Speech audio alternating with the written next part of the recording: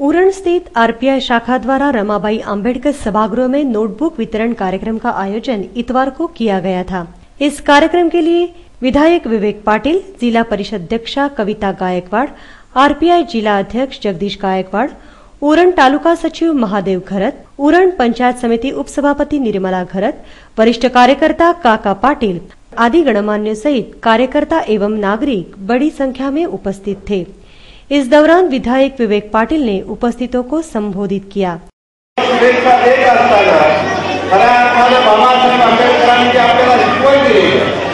बाबासाहेबांनी एक महत्त्वाचा मंत्र दिला, संघटित व्हा आणि संघर्ष करा।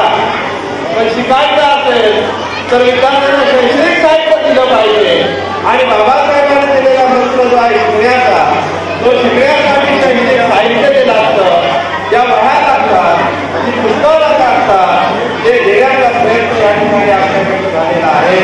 निश्चितच आरपीआयच्या उरण शाखेच्या वतीनं जे शैक्षणिक साहित्य आज विद्यार्थ्यांना देण्यात येणार आहे, या शैक्षणिक साहित्याचा एक चांगला वापर करून भविष्यात ही मुलं मोठी झाल्याशिवाय राहणार नाही असा मला विश्वास आहे।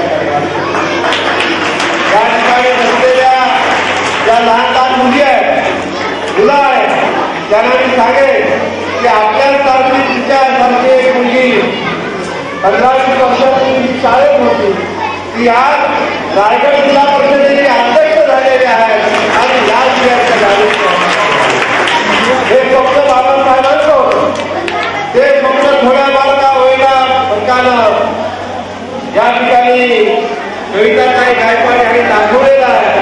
भविष्यामध्ये तुम्ही पण मोठे व्हा आणि तुम्ही पण असं राजकीय कार्यामध्ये पदाधिकारी करून अधिकारी म्हणून घ्याल, अशा प्रकारच्या शुभेच्छा मी आपल्याला तुम्हाला देत आहे। वहीं जगदीश गायकवाड़ ने भी अपनी भावनाएं जाहिर की। केवळ